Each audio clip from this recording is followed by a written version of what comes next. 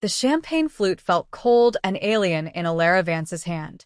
Around her, the ballroom of the Shilla Soul glittered, a universe of silk, diamonds, and forced laughter celebrating the merger of two Korean conglomerates disguised as a wedding. She was an island of stillness in the swirling current, the crimson of her gown a stark slash of color against the polite pastels of the other guests. Her bodyguards, Marcus and David, stood a discreet but absolute distance away, their dark suits a silent promise of a perimeter no one would cross. Being the CEO of Vance Industries meant she was never truly alone, a fact that had felt like a comfort after Liam died, but now felt like a cage.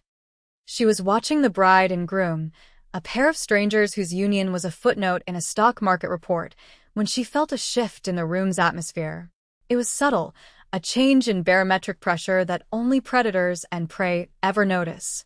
Her eyes scanned the crowd, past the politicians and their wives, past the rival tech moguls, and landed on him. He stood near the French doors leading to the gardens, not speaking to anyone, yet commanding more space than any other person in the room. His suit was a masterpiece of black wool, tailored so precisely it seemed less like clothing and more like a second skin. He wasn't loud or ostentatious. He was the opposite. He was a pocket of absolute silence in the cacophony, his presence a gravitational force that bent the light and sound around him. He turned his head, and his eyes, dark and depthless, found hers across the expanse of marble floor. They held her gaze without apology, without invitation. It was a look of simple, unnerving assessment. Alara felt a cold prickle along her spine. This man was not on the guest list she had reviewed. He was not a part of this world of negotiated power and polite smiles. He was something else entirely, something ancient and dangerous that had slipped through the cracks of civilization. He began to move. He didn't weave through the crowd. The crowd parted for him. People stepped aside without seeming to know why, their conversations faltering as he passed. He moved with a liquid grace that was utterly at odds with the raw power coiled in his shoulders. Every step was deliberate, his destination unmistakable. Her. Marcus and David shifted, their bodies subtly angling to intercept. They were the best. Unflappable, professional, two mountains of muscle and training. As the man drew closer, Marcus took a half step forward, a silent, courteous denial of entry into their principal's space. David's hand twitched, a barely perceptible motion toward the inside of his jacket. The man stopped a respectable 10 feet away. He didn't look at her bodyguards. His focus remained entirely on Alara. A small, humorless smile touched his lips, a gesture that did not reach his cold, watchful eyes. He inclined his head slightly. It was in that small movement, as the chandelier light slid across his throat, that she saw it. The world stopped. The music, the laughter, the clinking of glasses, it all faded into a dull, distant roar. Around his neck, resting against the crisp white of his collar, was a gold chain. Not just any chain. A thick, Byzantine link, its intricate pattern catching the light like dragon scales. Liam's chain. The chain she had bought him from a small, dusty shop in Florence on their first anniversary. The chain he had sworn he would never take off. The chain that the coroner's report had listed among his personal effects. The chain that was supposed to be in a velvet-lined box in a vault in New York, along with the rest of the man she had buried 2 years ago. Her breath hitched. The glass in her hand trembled. It was impossible. A copy, it had to be. A coincidence. But her heart hammered against her ribs, screaming a truth her mind refused to accept.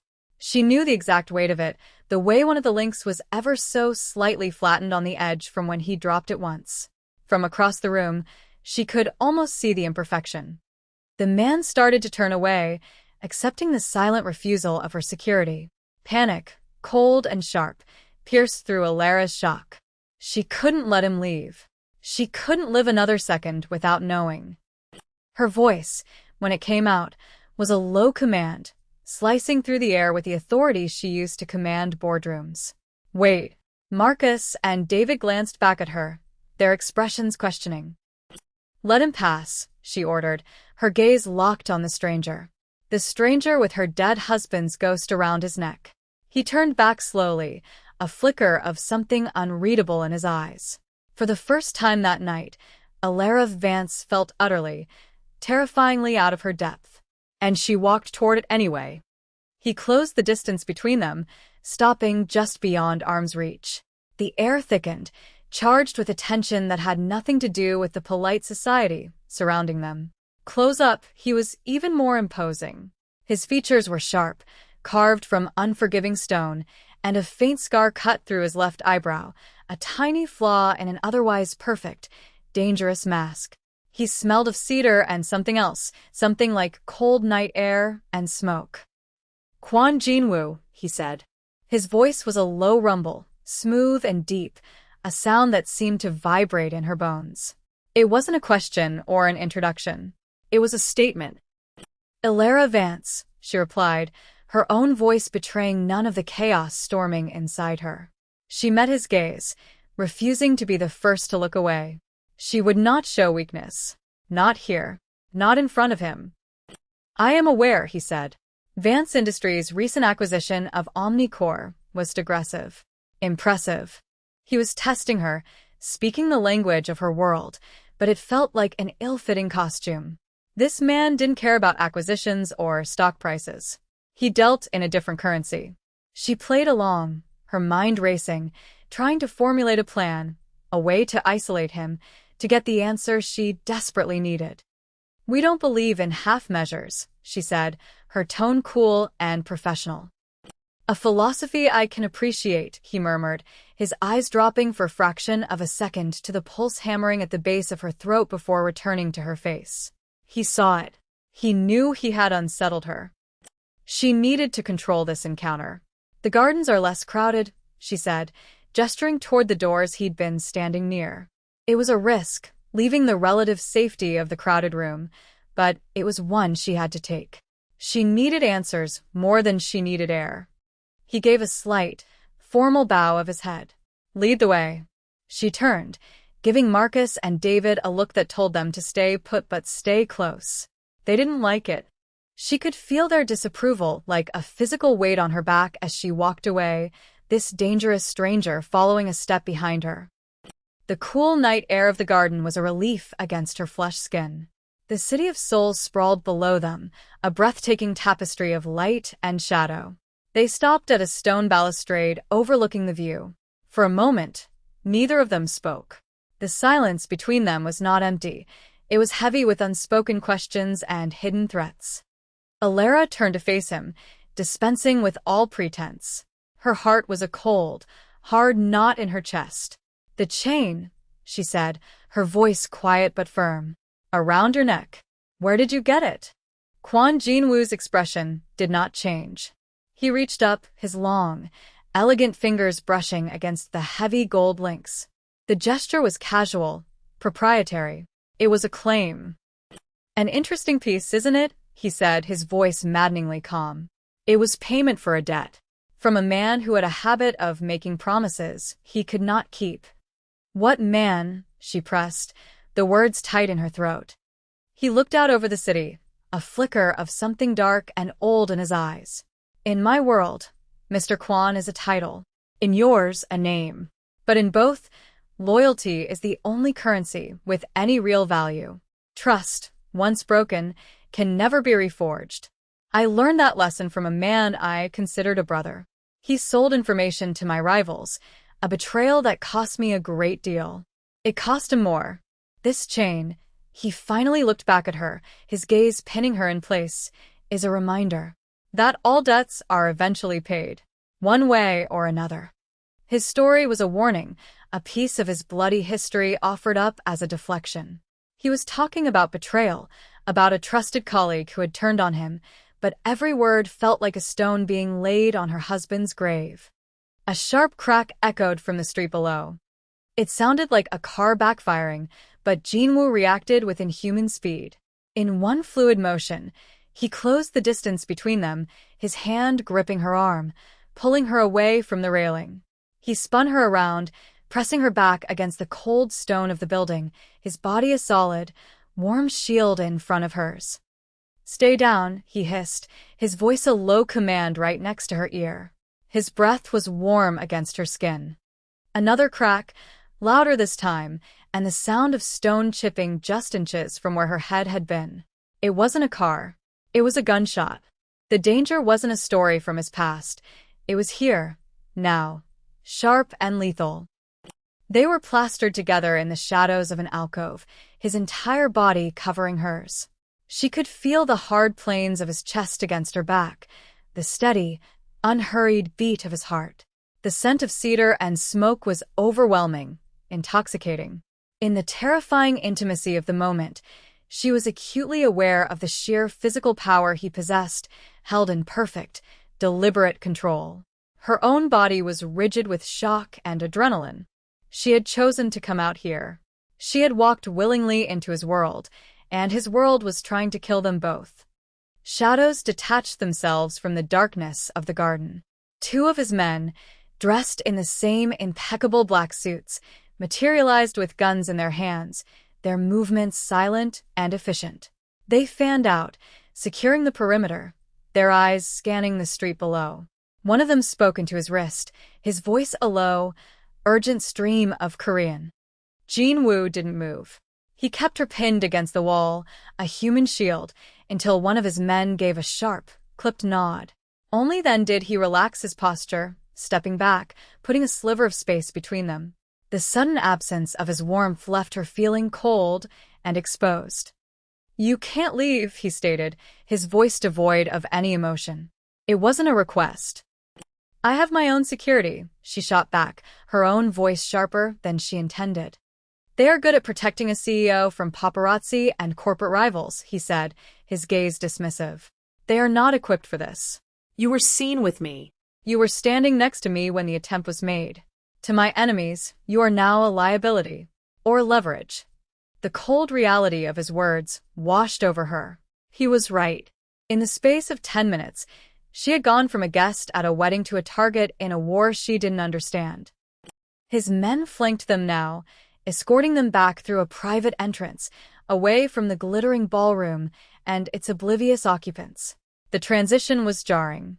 One moment, she was in a world of champagne and civility. The next, she was in a sterile service corridor, the air humming with the sound of industrial elevators. As they moved toward a black, armored sedan waiting in the underground garage, chaos erupted. A dark car with no lights on screeched around the corner, its engine roaring. Jin-woo's men shouted. He shoved Alara into the back seat of their vehicle, throwing himself in after her just as the other car slammed into their rear quarter panel. The impact was violent, throwing her across the seat and hard against Jin-woo's chest. The world was a blur of screeching tires and the sickening crunch of metal. His arm wrapped around her, holding her secure as his driver expertly spun the wheel, the heavy sedan fishtailing before lurching forward, accelerating down the ramp into the Seoul night. Through the rear window, she saw his men engaging the other vehicle, the brief, terrifying flashes of muzzle fire illuminating the concrete dimness of the garage. She pushed herself upright, her heart pounding a frantic rhythm against her ribs. Jin-woo was on his phone, speaking in rapid, guttural Korean. There was no panic in his voice, only cold, precise command. He was not a man caught in violence, he was a man orchestrating it.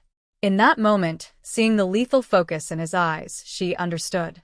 He moved through this world of death and danger as if he were born to it. And she had just seen how easily it could swallow her whole. They drove in silence through the glittering, rain-slicked streets of the city. He ended his call, and the silence in the car became a living thing. They arrived at a residential skyscraper that pierced the clouds, its dark glass reflecting the city lights like 1,000 obsidian eyes. The elevator ride to the penthouse was swift and silent. The apartment was a fortress of glass and steel, with panoramic views of the Han River. It was minimalist, impersonal, more a strategic lookout than a home. He walked to the vast window, his back to her. "You want to know about the chain?" he said, his voice quiet. "You want to know about your husband?" Alara's breath caught. "What about him?"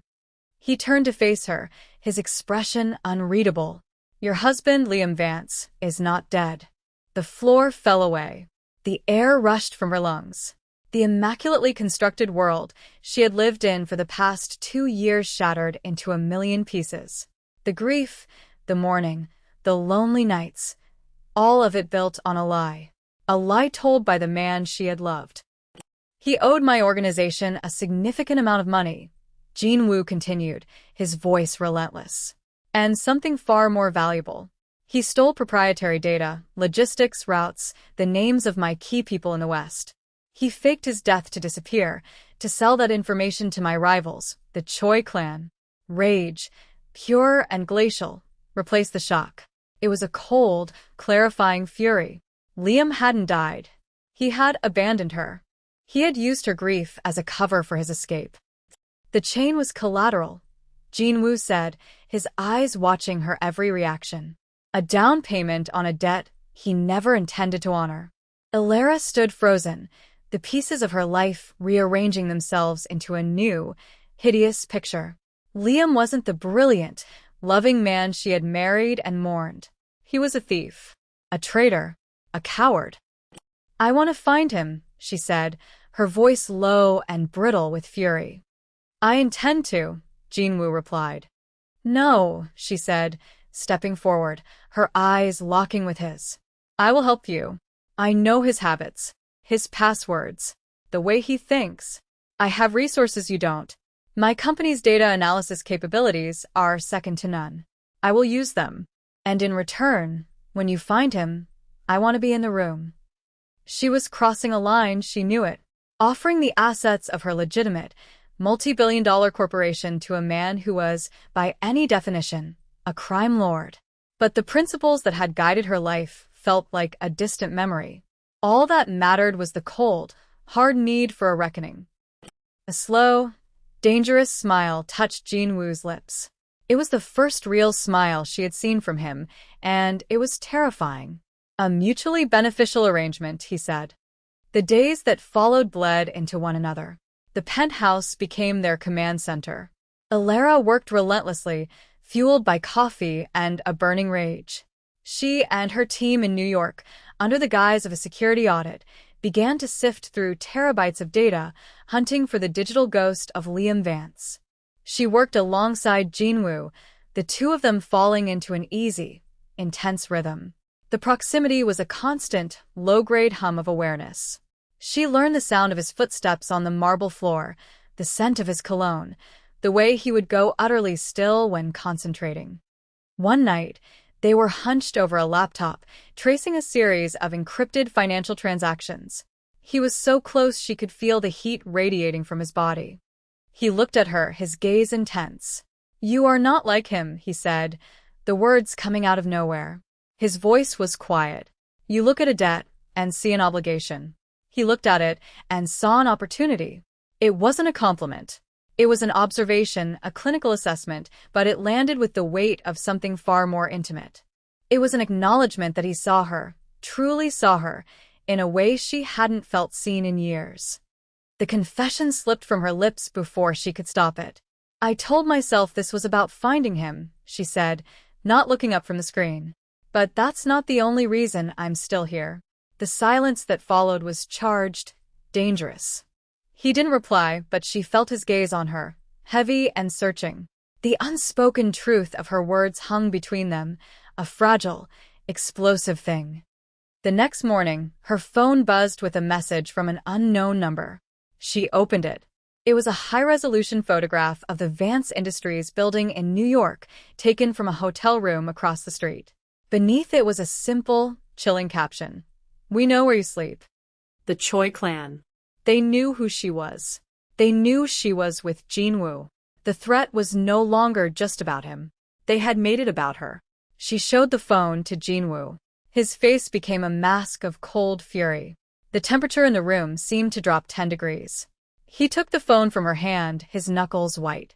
The war had just become personal. They made a mistake, he said, his voice lethally soft. They think you are my weakness.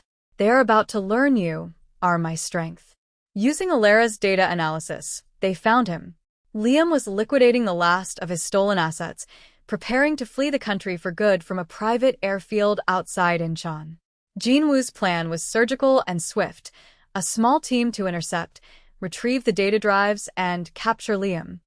"I'm going with you," Allure said. It was not a request. Jinwoo studied her face. "It will be dangerous." "My whole life has been dangerous for the past week," she countered. "He made this my fight. I intend to finish it." He held her gaze for a long moment, then gave a single, sharp nod.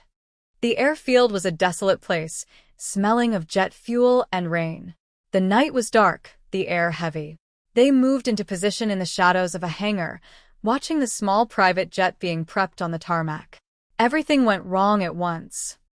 Headlights flooded the airfield as two black sedans screeched to a halt, cutting off their exit. The Choi clan. Someone had tipped them off. Gunfire erupted, the night exploding in a cacophony of sound and light.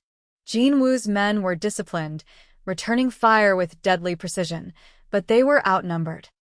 In the chaos, Allure saw Liam running from the jet, a briefcase clutched in his hand. He saw her at the same moment. His face, once so beloved, was now a mask of desperation and fear. He sprinted toward her, not for a reunion, but for an opportunity. He grabbed her, yanking her in front of him, one arm clamped around her throat, the other holding a pistol to her head. "Kwan," he screamed, his voice raw with panic. "Call them off. Call them off or she dies." Jinwoo froze, his own weapon lowering slightly. His face was unreadable, but Allure could see the conflict warring in his eyes. For the first time, he looked uncertain. Liam's arm was a vice, cutting off her air. Her survival instincts, honed in ruthless boardrooms, screamed at her. She would not be a pawn. She would not be a shield. She remembered a self-defense class Liam had insisted they take together years ago, a lifetime ago. Heel to the instep, elbow to the ribs. Always. With all her strength, she stomped her 4-inch heel down onto his foot.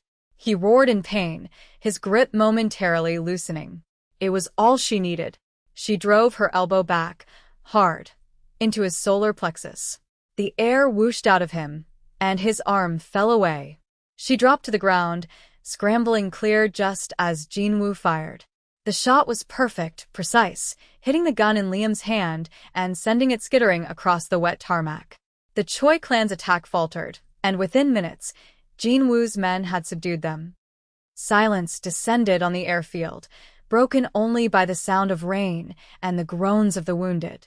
Allure pushed herself to her feet, her body trembling with adrenaline.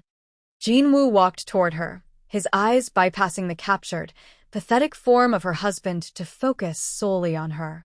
He stopped in front of her, his expression intense. He didn't ask if she was okay. He didn't offer comfort. "He used you as a shield," Jinwoo said, his voice flat, laced with a cold, bottomless contempt for the man on the ground. He looked at her then, and the ice in his eyes seemed to melt for just an instant, revealing the fire beneath. "I would burn my entire empire to the ground before I used you as a shield." It wasn't a declaration of love. It was something more primal. A statement of fact. A claim. In his world, it was the only vow that mattered. She watched as his men hauled Liam to his feet. The man she thought she'd married was gone, replaced by this cowering stranger. The love she'd felt for him, the grief she'd carried, it had all curdled into a hollow ache. That part of her life was over, burned away in the fire of his betrayal. She had paid a price to be standing here, the final death of her own innocence. As the first light of dawn began to gray the eastern sky, they stood on the empty tarmac. The rain had stopped. The air was clean and cold. "You can go back to New York," Jinwoo said quietly. "My debt to you is paid.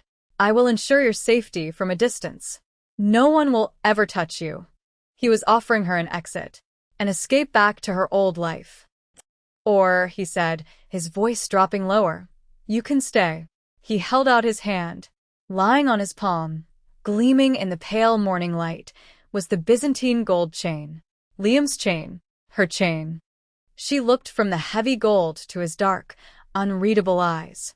He was offering her the past back, a relic of a life built on a lie. She could take it, and with it, her freedom. Allure didn't take the chain. Instead, she reached out and gently pushed his hand toward his own chest, her fingers brushing his as she closed his hand around the gold. "It looks better on you," she said. Her voice was steady. It wasn't the answer he had asked for, but it was the only one that mattered. It was a choice. A truth. He didn't smile, but a new understanding passed between them, solid and certain in the cold morning air. She was staying, and nothing would ever be the same.